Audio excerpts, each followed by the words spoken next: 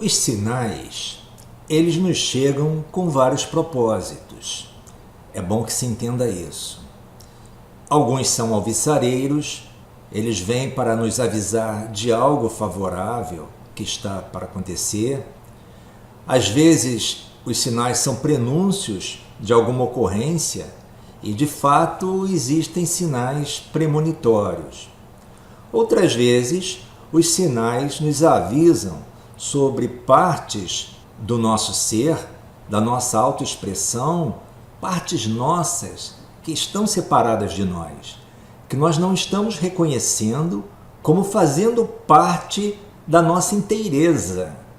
Então, essas partes que nós separamos de nós, que nós não reconhecemos e que muitas vezes causam bloqueios na nossa autoexpressão, isso faz com que sinais surjam.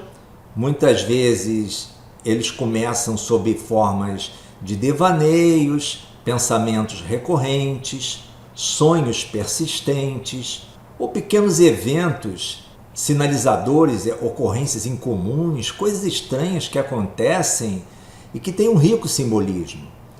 Mas é claro que se essas nossas partes não reconhecidas, esses bloqueios à nossa autoexpressão, se isso for se acentuando e se tornando de fato um empecilho bastante considerável para a nossa liberdade da nossa autoexpressão, para que a nossa consciência se amplie, então os sinais eles podem surgir de uma forma mais óbvia, como acidentes, e podem ser acidentes leves, acidentes até graves, ou eles podem evoluir para sintomas, inicialmente sintomas leves ou sintomas que vão e vêm, mas caso o tal padrão ele bloqueie completamente a nossa autoexpressão, e aí eu estou me referindo a casos que todos nós conhecemos, que muitas vezes parecem assumir a vida da pessoa como uma mágoa muito grande,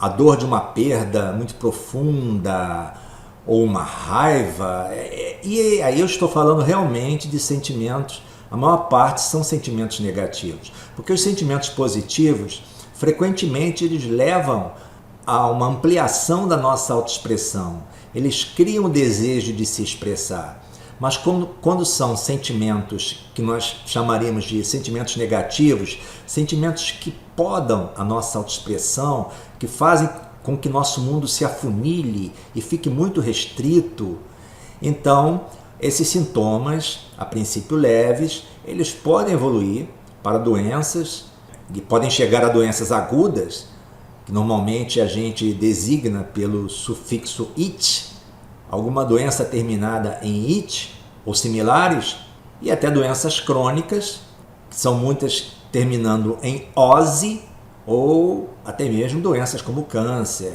e outras dessa natureza, que aí já seriam sinais bem dolorosos. Na verdade, os sinais, a princípio, eles não nos causam dor, mas a dor é uma forma de acentuar os sinais. É preciso entender que tudo aquilo que diz respeito ao nosso mundo é um sinal, e saber traduzir esses sinais e saber entender o que eles significam e o que eles estão querendo nos dizer, nisso a astrologia tem um papel magnífico, porque ela é, como eu falei anteriormente, esse dicionário que muitas vezes permite que nós possamos levar esses sinais até o plano da astrologia, que é o plano dos símbolos do céu, dos planetas, dos signos, das casas, dos aspectos, e através da interação desses símbolos, dessa imagem, a gente possa compreender que aquele problema, aquele sinal, ele está nos trazendo uma mensagem. E seria interessante nós entendermos essa mensagem e, quem sabe, até transmutarmos, como expliquei no capítulo da terapia vertical, tentarmos produzir o mesmo sinal, essa mesma transmetáfora, num outro plano de referência. Porque à medida que nós tentamos reproduzir um sinal que está nos causando dor num outro plano, e o nome disso é transmutação ou transformação, é formar num novo plano, mudar para um novo plano, significa que agora algo que era de certa forma inconsciente, ele estava totalmente restrito a um único plano, o plano das nossas emoções, que produzia um determinado sintoma no nosso corpo físico ou no nosso corpo emocional. E agora nós levamos esse padrão arquetípico, essa imagem arquetípica para um outro plano. E o que isso nos traz? A consciência. A consciência de algo que nós estávamos martelando de forma inconsciente. Eu não quero aqui dizer que por si só essa transmutação vá curar, mas eu quero dizer sim que é um caminho importantíssimo para a cura, porque existem duas formas de nós lidarmos com a dor. Uma delas é através da remediação, é remediar essa dor. E aí, para remediar, nós tentamos produzir o oposto para que o oposto retire aquela dor e nos dê um certo alívio momentâneo. Por exemplo, se você tem uma queimadura, coloca uma pedra de gelo. Enfim, pelo oposto, a gente tenta diminuir aquele sintoma que está nos causando um desconforto. Já a cura, ela obedece à linha do semelhante cura semelhante. E que semelhante é esse? É a produção daquela imagem através de uma transmetáfora num outro plano de referência. É mudar de nível, porque isso nos traz a consciência.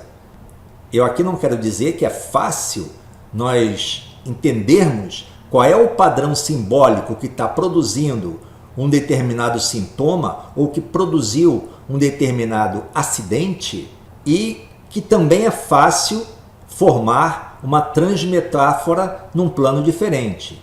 Isso exige muito treinamento e nem sempre nós conseguimos reproduzir de uma forma completa aquela transmetáfora que está atuando no nosso corpo. Mas, sem dúvida, é através do treinamento e através dessa compreensão e, fundamentalmente, do uso dos princípios da astrologia, dos sinais, da nossa imagem arquetípica fundamental, que é o nosso mapa, eis aí um importante dicionário para que nós possamos traduzir essa transmetáfora que nos causa dor e, da mesma forma, reproduzi-la, transmutá-la num outro plano de referência.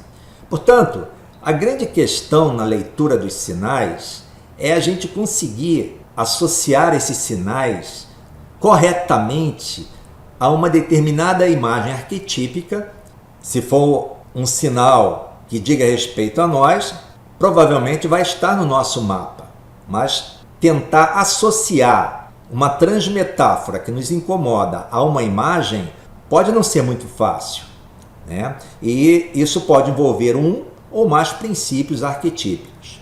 Como eu disse, a astrologia é esse dicionário que nos possibilita traduzir os sinais se nós conseguirmos fazer uma associação correta.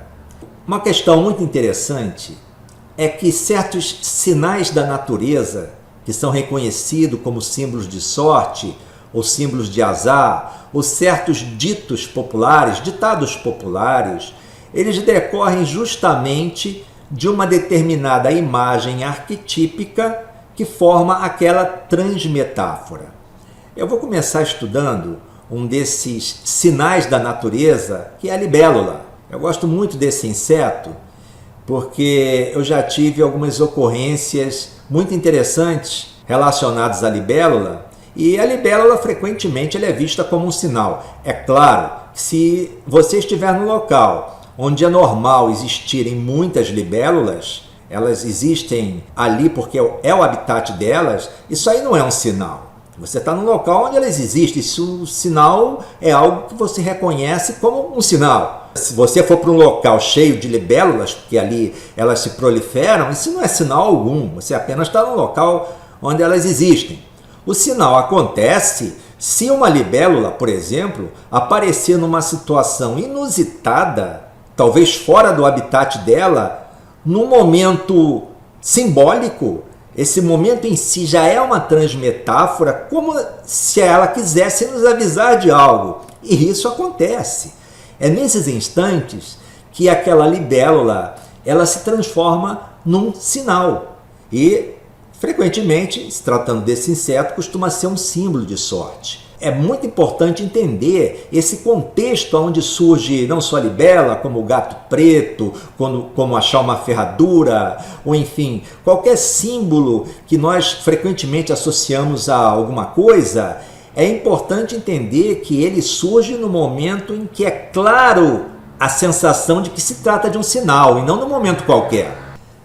Para falar da libélula e do seu simbolismo, é preciso entender que existem vários ícones na natureza que de alguma forma se associam à sorte, ou ao azar, ou ao bem, ou ao mal, enfim.